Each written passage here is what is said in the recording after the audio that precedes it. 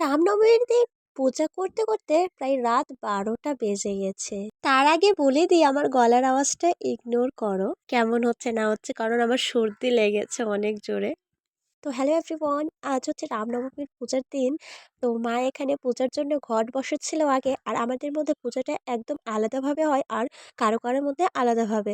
তো মা এখানে ওই যে যেখানে পূজা করবে সেখানে আলপনা দিয়ে হাতের ছাপ দিল, তারপরে সিঁদুর বসিয়ে এখানে কিছু জব ছিল, আতপ চাল ছিল, সেটা ঘটটা বসিয়ে ঘটের মধ্যে জল দিয়ে তারপরে সব কিছু রেডি করে এখানে একটা শীতলা মায়ের মালা ছিল সেটা পরিয়ে দিল। তারপরে গেলাম ঘর বসে, যেহেতু রান্না করতে হয় পূজার জন্য, তো এখানে আমি ডালটা বসিয়ে দিলাম, বেটে দিলাম, এবং আটা আর ডালটা হয়ে গেছে রেডি। আর এখানে মা ডালের দিয়ে রুটি বানাবে, সেটা ডালটা আর এই আটার মধ্যে ভরে তারপরে বেলতে লাগলো। আর এখানে ক্ষীরও হয়ে গেছিলো, যেটা গুড়ের ক্ষীর বলা হয়, পায়েস বলা হয়, সেটা হয়ে গেছিলো। আর দেখতেই পাচ্ছ রাত 12টা প্রায় বেজেই গেছে সমগ্র জোগাড় করতে।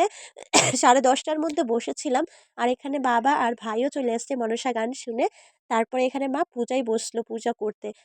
আসলে ঘরটা আগেই বসানো হয় পূজার মানে রান্না করার আগে ঘরটা বসলে তারপরে আমরা পূজাটা বা রান্না-বান্না শুরু করতে পারবো। দেখো জায়গাটা কত সুন্দর, ভীষণ ভালো লাগছে। এখানে ধূপ তারপরে কর্পূর ছিল যেটা জ্বলছিল। সুন্দর লাগছে, হেব্বি লাগছে সত্যি। রাতের বেলা পূজা হলে কিনা আরো ভাল লাগে। এখানে একেকজন করে এসব প্রণাম করলো ভাই, বাবা, মা।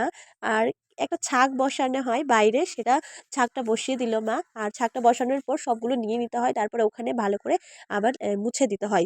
এই পূজাটার জন্য রাত আমি জাগি না, আমার বোন থাকতো আগে, আর আজকে আমাকে থাকতে হয়েছে, বোন যেহেতু নাই। আর পূজা শেষ করতে করতে 12টা 35 বেজে গেল। তো এখন যাব ঘুমাতে। তো আজকের মতো এইটুকু, টাটা।